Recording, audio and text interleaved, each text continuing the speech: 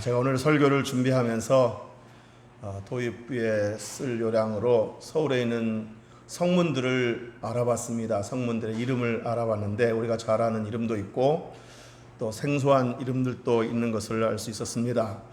서울에 사대문이 있습니다. 우리가 동대문이라고 부르는 흥인지문이 있고 남대문, 숭례문이 있고 서대문, 돈의문이 있습니다. 그리고 북대문, 좀 생소하게 들리는 숙정문도 있습니다. 자, 그리고 사소문도 있습니다. 사대문만 있는 게 아니고 사소문도 있는데 우리 귀에 익숙한 해화문, 광화문 이런 문이 있고요. 좀 생소한 소위문, 창의문이 있다고 합니다. 자, 예루살렘 성에도 여러 개의 성문들이 있습니다. 요즘 쓰는 성문들의 이름은 많이 바뀌었는데 성경에 기록된 성문들의 이름은 구약 느헤미야 시대 때 붙여진 이름들입니다. 그 이름들은 양문, 어문, 옛문, 동문, 수문, 마문, 분문, 샘문, 골짜기문, 그리고 좀 생소한 한밉간 문, 이렇게 문이 있는데, 자, 이 중에 양문이라는 성문이 오늘 본문에 나옵니다. 저는 오늘 바로 이 양문이라는 성문 곁에 있는 베데스다 연못에서 예수님이 한 병자를 일으키는 사건을 다루고자 합니다. 자, 이 연못가에는 행각이 5개가 있다고 그랬습니다. 행각이라는 건축물은 원래 큰 건축물 옆에 기둥들만 있는 긴 복도를 가리키는 말입니다. 건축물 옆에 지붕만 있다든지 어떤 데는 지붕도 없고 기둥만 있는 긴 복도를 가리키는 말인데, 자, 여기서 성경에서 말하는 행각은 지붕하고 기둥만 있는 긴 복도식 정자라고 생각하면 되겠습니다. 정자인데 길게 이렇게 복도식대로 늘어진 정자라고 생각하면 되겠습니다. 자, 이 행각이 본문에 5개가 있다고 했습니다. 자, 이 5개 행각에 각색 병자들이 모였다고 그랬습니다. 각색 병자들로 이 행각에 가득 찼다고 그랬습니다. 자, 수많은 병자들이 이 행각에 모인 이유는 베데스다 연못에 특별한 전설이 있기 때문입니다. 자, 이 전설은 바로 천사가 가끔 이 연못에 내려와서 연못의 물을 움직이게 할 때가 있는데, 바로 그때 연못의 물이 움직일 때 이 연못물에 제일 먼저 들어가는 사람에게만 천사가 그 사람의 병을 낫게 해준다는 전설이 있습니다. 그러니까 천사가 연못에 내려와서 천사가 연못물을 움직일 때, 그때 누구든지 제일 먼저 들어간 사람, 첫 번째 사람에게만 그 천사가 그 사람의 병을 낫게 해준다는 그런 전설이 있는 겁니다. 물론 이거는 전설일 뿐입니다. 자, 그러나 많은 병자들은 지푸라기라도 잡는 심정으로 그 전설을 믿고 행각에 앉아서 천사가 내려와서 그 연못물을 움직이게 할 때만을 기다리고 있는 겁니다. 자, 그렇지만 천사가 언제 내려올지 모르고 언제 그 연못의 물을 움직이게 할지를 모르기 때문에 병자들은 그 연못만을 하염없이 바라보며 기다립니다. 자, 그렇게 기다리다가 연못물이 어쩌다가 이렇게 움직이게 되면, 바람에 의해서 움직였다든지 뭔가 연못물이 움직이게 되면 그건 필시 천사가 그렇게 하는 것이라고 믿고 행각에 있는 병자들은 일제히 그 연못 안으로 들어가는데 서로 먼저 들어가려고 필사적으로 경쟁하며 들어갑니다. 아까 말씀드렸듯이 제일 먼저 들어가는 한 사람만이 고침을 받을 수 있기 때문입니다. 베데스다 연못은 세상의 법칙, 경쟁의 법칙이 지배하는 곳이었습니다. 오늘날 1등만 살아남는다는 그런 그 생존 경쟁을 적나라하게 보여주는 곳이라고 할 수 있습니다. 자, 오늘 본문에 보면 이 연못가 행각에는 38년 된 병자도 있었다고 그랬습니다. 3개월도 아니고 3년 8개월도 아니고 38년씩이나 병을 앓았던 한 병자가 그곳에 자리를 깔고 다른 병자들과 경쟁을 벌이고 있었습니다. 자, 그렇지만 이 병자는 매번 다른 사람들과의 경쟁에서 뒤처집니다. 아무래도 38년이나 병을 앓았으니 몸이 말이 아닐 것이고 나이도 좀 먹었을 것이니 항상 뒤처질 수밖에 없었을 겁니다. 자, 그러던 어느 날 예수님이 38년 된 이 병자에게 다가오셨습니다. 본문 6절에 보면 예수께서 그 누운 것을 보시고 38년 된 병자가 누운 것을 보시고 병이 벌써 오래된 줄 아시고 그랬습니다. 예수께서 그 누운 것을 보시고 병이 벌써 오래된 줄 아시고 라고 하셨는데, 자, 이 말씀에서 우리가 알 수 있는 사실은 예수님은 우리들의 형편과 사정과 처지를 다 보시고 다 아시고 계신다는 얘기입니다. 찬송가에 보면 주 예수께 조용히 나가 네 마음을 쏟아놓으라. 늘 은밀히 보시는 주님 큰 은혜를 베푸시리. 자, 이 찬송 가사처럼 늘 은밀히 보시는 우리 주님은 우리들의 육체적인 연약함도 아시고 우리들의 정신적인 피곤함도 아시고 우리가 얼마나 힘들게 버겁게 살아가고 있는지도 아시고 우리들의 직장생활, 영업, 사업 이것이 얼마나 치열하고 고달픈지도 다 보시고 아십니다. 우리들의 삶의 무게가 얼마나 큰지도 아시고 우리들이 남몰래 흘리고 있는 눈물도 다 보시고 아시는 분이십니다. 믿습니까? 자, 모든 것을 보시고 아시는 주님께서 38년 된 병자에게 다가와 이렇게 말씀하셨습니다. 네가 낫고자 하느냐?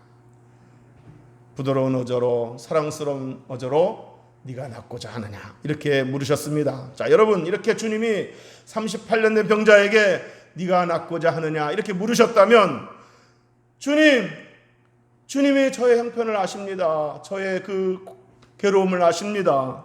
주님, 제발 저 좀 고쳐주세요 라고 말하면 될 건데, 이 병자는 자신이 처한 상황을 이렇게 신세 한탄하듯이 말하면서 이렇게 말합니다. 7절 읽어보겠습니다. 시작. 병자가 대답하되 주여 물이 움직일 때 나를 못에 넣어주는 사람이 없어 내가 가는 동안에 다른 사람이 먼저 내려가나이다. 아멘. 만병의 치유자가 지금 자기 앞에 있는데 그분이 지금 치료해 줄 의도로 앞에 서셨는데 그는 그 주님 앞에 환경탄만하고 신세한탄만 하고 있는 겁니다. 물론 그분이 누군지를 몰라서 그랬겠죠. 여러분, 본문에 38년 된 병자가 한탄하는 모습이 저와 여러분의 모습은 아닌지 되돌아볼 필요가 있습니다. 늘 은밀히 보시는 우리 주님이 우리에게 다가오셔서 혹은 우리 안에 늘 계셔서 우리 삶을 도우시겠다고 하시고 우리 삶을 존귀하게 풍성하게 만드시겠다고 하시는데, 우리 삶을 의미 있게 가치 있게 하시겠다고 하시는데 우리는 그 주님을 바라보지 않고 그 주님께 나가지 않고 그 주님께 요청하지 않고 세상에는 나를 도와주는 사람이 없어, 세상은 왜 이래, 내 신세는 왜 그런 거야 하고 신세 한탄만 하고 있는 건 아닌지 우리 믿음을 점검해 보아야 할 줄로 믿습니다. 자, 감사하게도 오늘 본문에 보면 자비로우시고 은혜로우신 우리 주님은 이렇게 환경탄만하고 신세한탄만하는 이 병자를 불쌍히 여기셨습니다. 그리고 이렇게 선포하셨습니다. 우리 8절 다 같이 읽어보겠습니다. 시작. 예수께서 이르시되 일어나 네 자리를 들고 걸어가라 하시니. 아멘. 자, 이렇게 예수님께서 38년 된 병자에게 일어나 걸어가라 라고 말씀하셨을 때 다행히 이 병자는 예수님의 말씀을 믿었습니다. 그리고 믿고 순종했습니다. 자, 이 병자가 믿고 순종하여 일어나라 그랬을 때, 일어났을 때 바로 그때 즉시 그 병이 나았다고 했습니다. 일어나 걸어갔다고 그랬습니다. 9절에 보면 그 사람이 곧 나아서 자리를 들고 걸어가니라. 할렐루야. 자, 그런데 여러분, 오늘 본문에서 예수님께서 38년 된 병자에게 하신 말씀 중에 저에게 와닿는 말씀이 있었습니다. 그 뭐냐면 예수님께서 38년 된 병자에게 그냥 일어나 걸어라 하시지 않고, 일어나 걸어라 이렇게만 말씀하시지 않고 일어나 네 자리를 들고 걸어라 이렇게 말씀하셨다는 겁니다. 예수님께서 일어나 네 자리를 들고 걸어라 라고 말씀하셨을 때 여기서의 자리는 어떤 의미의 자리이겠습니까? 바로 병석의 자리, 구걸하던 자리, 가난이 찌들려 있던 자리, 고통의 자리, 눈물의 자리, 한숨의 자리, 소망이 없는 자리였습니다. 저도 옛날에 이와 비슷한 자리에서 살았던 때가 있었습니다. 제가 신학교 가기 위해서 검정고시를 치른 적이 있었는데 검정고시를 치르기 전에 저의 학력은 중3, 중퇴라는 학력밖에 없었습니다. 그렇다고 변변한 기술이 있는 것도 아니었고 반반한 직장이 있는 것도 아니었습니다.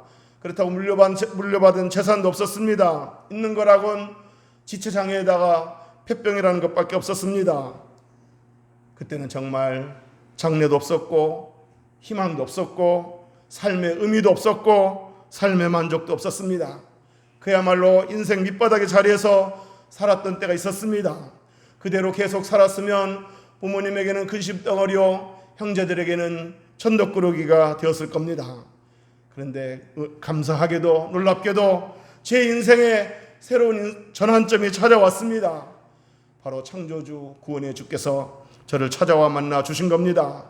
교회 안에 있는 그룹 성경 꿈을 통해서 예수 그리스도를 인격적으로 만나게 되었고 그분을 삶의 주인으로 모시게 되었습니다. 그 이후로 저는 질병의 자리에서 벗어날 수 있게 되었고 그 질병을 위해서 막 이렇게 기도는 했지만 그렇다고 뭐 산기도를 했다든지 누구에게 안수받았다든지 그러지도 않았는데 다만 주님 내가 주께 충성하겠습니다. 주님은 내 건강을 책임져 주옵소서라고 기도했을 뿐인데 주님은 질병의 자리에서 벗어나게 하셨고 또 공부를 다시 시작하여 의미 있고 가치 있는 삶의 자리로 나아갈 수 있게 되었습니다.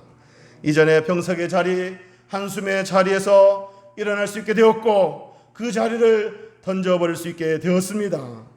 새로운 자리, 은혜로운 자리로 저를 이동시켜 주셨습니다. 사랑하는 성도 여러분, 여러분 중에도 38년 된 병자나 저와 같은 처지는 아니었을지라도 한때 과거에 이렇게 빛의 난 자리에 있었던 분도 계셨을지 모르겠습니다. 가난의 자리, 그래서 빚에 시달렸던 자리, 병석에 누웠던 자리, 눈물을 흘렸던 자리가 있었던 분도 계셨을지 모르겠습니다. 빚에 시달려서 하루하루를 불안하게 살았던 때가 있었을 겁니다. 몸이 아파서 이러지도 못하고 저러지도 못하는 그런 때가 있었을 분도 계실 겁니다. 그렇다면 오늘날 그와 같이 빛의 난 자리를 면하게 해주신 주님께 감사하며 살 수 있게 되기를 주의 이름으로 축복합니다. 한 번만 감사하지 말고 또 감사하고 또 감사하고 집에 들어가면 집을 보면서 감사하고 내 주변을 보고서 감사하고 내 모습을 보고 감사할 수 있게 되기를 또 감사하고 또 감사할 수 있게 되기를 주의 이름으로 축복합니다. 오늘 본문에서도 예수님께서 38년 된 병자에게 찾아오셔서 일어나 네 자리를 들고 걸으라. 그 빛의 난 자리, 그 한숨 쉬는 자리, 그 소망 없는 자리를 들고 이제 걸어서 그 자리를 팽개쳐버리고 이제 그 지긋지긋한 그 자리를 던져버리고 새로운 인생을 살려고 말씀하셨습니다. 이제 38년 된 병자는 더 이상 그 자리가 필요 없게 되었습니다. 더 이상 병석의 자리, 구걸하던 자리, 소망이 없는 자리, 낙이 없는 자리, 한숨 쉬는 자리, 그 자리에서 살지 않게 되었습니다. 사랑하는 성도 여러분, 혹시 지금 여러분 중에 38년 된 병자가 앉은 자리, 그런 자리까지는 아닐지라도 뭔가 벗어나고 싶은 자리는 없습니까? 지금 내가 처한 자리가 나를 짓누르고 나를 힘들게 해서 빨리 이 자리에서 벗어나고 싶은 그런 자리는 없습니까? 2000년 전에 38년 된 병자를 고치신 그 주님은 지금 살아계셔서 저와 여러분과 함께 하시는 줄로 믿으시기를 주의 이름으로 축복합니다. 그 병자를 고치신 그 능력은 여전히 변함없으시고 그 병자를 고치신 그 사랑의 성품은 여전히 변함이 없으셔서 우리와 함께 계시고 우리 안에 거하시는 줄 믿으시기를 주의 이름으로 축복합니다. 그러므로 그분께 우리들의 상황과 형편과 처지를 아뢰고 그분께 도움을 요청하셔서 그 자리로부터 벗어날 수 있게 되기를 주의 이름으로 축복합니다. 여러분, 예수님께서 십자가에 죽으신 이유는 단지 우리 영혼을 구원해서 천국 가게 하는 것, 그것 때문만은 아닙니다. 예수님께서 우리를 대신해서 십자가에서 죽으시고 우리를 구원하신 이유는 그저 죽어서 천국 가게 하는 것, 그것 때문만이 아니라 이 땅에서도 그리스도 안에서 풍성한 삶을 살고 의미 있고 가치 있는 삶을 살아서 주께 영광 돌리게 하려는 것, 다른 사람에게 빛과 소금이 되게 하는 것, 그것도 포함된 줄 믿으시기를 주의 이름으로 축복합니다. 주여 이 죄인이라는 아주 오래된 복음 성가가 있습니다. 의외로 주여 이 죄인이, 이 제목만 들으면 이 찬송가가 무슨 찬송이지 하고 모르는 분들이 많습니다. 하지만 첫 가사, 세상에서 방황할 때 나 주님을 몰랐네, 이렇게 가사를 알게 되면 그 노래가 그 노래였구나 하고 아는 분들이 많습니다. 자, 이 복음 성가를 부른 가수가 지금은 목사님이 되셨는데 그분이 바로 전용대 목사님이십니다. 전용대 목사님은 태어날 때부터 왼쪽 다리가 좀 불편했다고 합니다. 하지만 그는 노래하는 것을 좋아했고 또 고등학생 때 신인 가수 선발대에서 1등을 할 정도로 노래 실력도 인정받았습니다. 하지만 언제나 불편한 왼쪽 다리가 걸림돌이었습니다. 그래서 그가 설 수 있는 무대는 야간 업소나 밤 무대밖에는 없었습니다. 그래도 그때까지만 해도 다리 상황이 심각한 정도가 아니어서 비록 야간 업소 밤 무대이긴 하지만 가수 활동을 할 수 있었는데 어느 날 야간 업소에서 밤 무대를 마치고 새벽에 귀가하는데 갑자기 다리에 심한 통증이 찾아오더라는 겁니다. 그래서 급히 병원에 갔더니 의사가 이제 정상적으로 걷기 힘들 겁니다 라는 말을 했다고 합니다. 그때부터 그에게는 2개의 목발이 주어지게 되었고 다리의 통증은 계속되어 가수의 꿈을 포기해야만 했습니다. 밤무대에서 쫓겨난 그는 목발을 짚고 지하철 입구에서 볼펜을 팔면서 생계를 이어갔습니다. 자, 그러던 어느 날 지인의 권유로 오살리 기도원에 가서 고 최자실 목사님에게 안수 기도를 받았는데 안수 기도 후 그동안 늘 괴롭혀왔던 그 통증이 사라지게 되었고 그때부터 이 전용대 목사님은 오살리 기도원에서 10년 동안 전속 가수로 이렇게 매주 금요일마다 찬양을 부르는 찬양 사역자가 되었습니다. 뿐만 아니라 당시 복음성가 작곡가이자 찬양 사역자였던 김석균 목사님을 통해서 주여 이 죄인이 주를 처음 만난 날, 낮엔 해처럼 등등 주옥 같은 곡을 받아서 본격적으로 찬양 사역자로 활동하게 되었습니다. 그가 40년 찬양 사역자로 활동하는 동안 30개의 앨범을 발표하였고 10,000번의 집회를 인도할 정도로 한국 복음성가 역사에서 손에 꼽을 만한 그야말로 1세대 찬양 사역자가 되었습니다.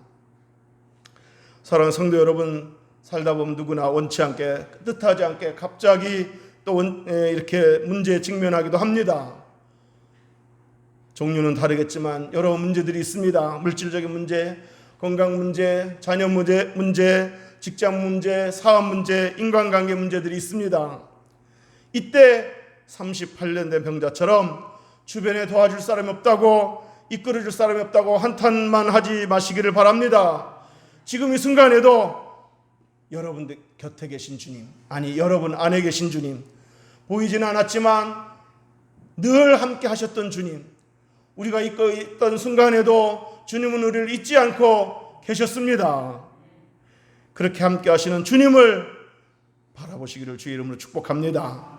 늘 은밀히 보시고 모든 것을 아시는 주님께, 내 형편과 사정과 처지를 아시는 주님께 여러분의 아픔과 눈물을 쏟으시기를 주의 이름으로 축복합니다. 여러분을 돕기를 원하시고 여러분들을 일으키기를 원하시는 주님은 38년 된 병자를 일으키셨던 것처럼 여러분들 또한 일으키시고 여러분을 존귀한 자리로 이끄실 줄로 믿습니다. 괴로움의 자리, 원망의 자리, 한숨의 자리, 눈물의 자리에서 일어나게 되고 그 자리를 던져버리게 하고 존귀한 자리에서 주께 영광 돌리며 의미 있고 가치 있는 삶을 살게 될 줄로 믿습니다. 본문에 38년 된 병자가 베데스다 연못에서 고침을 받고 난 후에 예수님께서 또 이후에 또 한 번 그 병자를 찾아가 주셨습니다. 그리고 아주 중요한 말씀을 하셨습니다. 우리 14절 다 같이 읽어보겠습니다. 시작. 그 후에 예수께서 성전에서 그 사람을 만나 이르시되 보라 네가 나았으니 더 심한 것이 생기지 않게 다시는 죄를 범하지 말라 하시니. 아멘. 자, 예수님께서 38년 된 병자를 다시 만나시고서 하신 말씀이 뭐냐면 보라 네가 나았으니 더 심한 것이 생기지 않게 다시는 죄를 범하지 말라 그랬습니다. 자, 이 말씀으로 보면 분명히 이 사람이 이전에 38년 동안 병을 앓았던 이유가 병 때문에, 그의 죄 때문에 병이 생겼다는 사실을 알 수가 있습니다. 물론 모든 병이 죄 때문에 생기는 건 아닙니다. 그러나 어떤 사람의 경우에 있어서는 죄를 지음으로 말미암아 그 징계로 병을 얻는 경우도 있습니다. 이 사람의 경우는 우리가 알지 못한 어떤 죄 때문에 병이 생겼던 것이 확실합니다. 자, 그래서 예수님은 이 사람에게 또다시 그 병이 너에게 생기지 않도록 다시는 죄를 범하지 말라 그랬습니다. 물론 우리 주님은 우리가 조금만 잘못해도 금방 징계하시고 매를 드시는 분은 아닙니다. 우리 주님은 노하기를 더디하시는 분이라고 그랬습니다. 그러나 우리 주님이 오래 참아도 우리가 고집을 피우고 주님께 돌아올 줄 모르면 주님은 우리를 사랑하기 때문에 우리에게 사랑의 매를 들어서 징계하셔서라도 돌아오게 하시는 경우가 있습니다. 물론 항상 매를 들어서만 우리를 돌아오게 하시지는 않지만 어떤 사람에게는 매를 들어서라도 징계해서라도 돌아오게 하시는 경우가 있다는 겁니다. 제가 중학교 2학년 때, 자, 저는 참 신기한 것은 어제 일은 잘 기억 못하는데 5분 전 일도 잘 기억 못할 때도 있는데 제가 어렸을 때 기억은 참 너무 신기하게 잘 기억이 납니다. 제가 중학교 2학년 때 제가 다니던 고향 옥가교에서 부흥 집회가 있었는데 그 집회에 제가 참석을 했습니다. 그 집회에 참석했을 때 어떤 여자분이 나오셔서 잠깐 간증을 하는 걸 들었는데 바로 이런 간증을 했습니다. 이제 성도들 앞에서 이제 목사님 허락하에 이제 간증을 하는 겁니다. 자, 간증을 하는데 그분이 간질병을 앓아서 오랫동안 고생을 많이 했는데 목사님의 그 안수기도를 받고 나았다는 겁니다. 자, 그래서 그것이 계기가 되어 교회에 나오게 되고 예수를 믿게 되었고 신앙생활을 열심히 하면서 교회 봉사를 열심히 했는데 몇 년이 지나면서 그 신앙 열정이 점점 식어지고 그러더니만 점점 세상으로 돌아가 버렸다는 겁니다. 그러자 간질병에 다시 도지게 되었고 그래서 또 다시 두 손 들고 교회로 돌아와 회개했을 때 주님은 다시 고쳐주어서 지금 건강을 회복하게 되었다. 이렇게 간증하는 것을 들었습니다. 그 스토리, 그 내용, 그분의 표정까지도 이렇게 기억이 납니다. 저와 여러분이 한 번쯤 이런 기도를 해보셨을 겁니다. 주님, 이 상황에서 벗어나게 해주시면 내가 주님의 영광을 살겠습니다. 이 병석의 자리에서 벗어나게 해주시면 내 몸을 들여 헌신하겠습니다. 이 지긋지긋한 가난의 자리에서 벗어나게 해주시고 물질의 안정을 허락해 주시고 나아가 물질의 복까지 주신다면 내가 물질을 들여 헌신하며 살겠습니다. 나누고 베풀며 살겠습니다. 주님께서 이 상황에서 벗어나게 하시면 내가 봉사하며 살겠습니다. 이런 기도를 해보셨을 겁니다. 그런데 주님께서 우리의 기도를 들으시고 그 병든 자리, 그 가난의 자리, 그 비천한 자리를 면하게 해주셨는데 그렇게 간절하게 절박하게 기도했을 때는 언제고 약속한 대로 헌신하기는커녕 주님을 멀리하고 언제부턴가 교회를 멀리하고 예배를 등한히 하고 기도를 소홀히 하고 봉사를 내팽개치고 세상과 짝하며 살고 있지는 않는지 이 시간 우리를 돌아볼 수 있게 되기를 주님의 이름으로 축복합니다. 우리가 주님께 약속했던 그 약속을 기억하고 순종하고 헌신하며 사는 저와 여러분이 되시기를 주의 이름으로 축복합니다. 이제 말씀을 정리하겠습니다. CCM 찬양에 이런 가사가 있습니다. 고달픈 삶에 은혜도 무뎌지고 점점 은혜가 무뎌지는 것을 느낀 거죠. 곧 사라질 것에 내 맘 두네. 헛되고 헛된 것들을 바라보며 그 은혜를 놓치며 살았네. 주님께서 우리에게 많은 은혜들을 베푸시기를 원하시지만 세상 것들, 헛된 것들을 바라보면서 그 은혜를 놓치며 살았다는 겁니다. 주어진 삶을 묵묵히 살아가며 날 붙드신 주 예수를 보내 사망 가운데 놓여진 나의 삶을 날 건지신 그 이름 예수, 나의 한숨을 바꾸셨네. 주를 향한 노래로, 소망의 노래로 나의 눈물을 거두신 주 예수 이름 안에 살게 하소서. 그동안 헛된 것들을 바라보면서 은혜를 놓치며 살았지만 이제는 나의 한숨을 바꾸시고 나의 눈물을 거두신 주만 바라보며 그 이름 안에 살게 해달라는 찬송 가사입니다. 그 다음 가사가 사망 가운데 놓여진 나의 삶을 날 건지신 그 이름 예수, 나의 한숨을 바꾸셨네. 주를 향한 노래로, 소망의 노래로 나의 눈물을 거두신 주 예수 이름 안에 살게 하소서. 사랑하는 성도 여러분, 이 찬양 가사가 저와 여러분을 새롭게 결단하게 만드는 기도 제목이 되고 또 헌신하는 계기가 될 수 있게 되기를 주 이름으로 축복합니다. 축복합니다. 기도하겠습니다.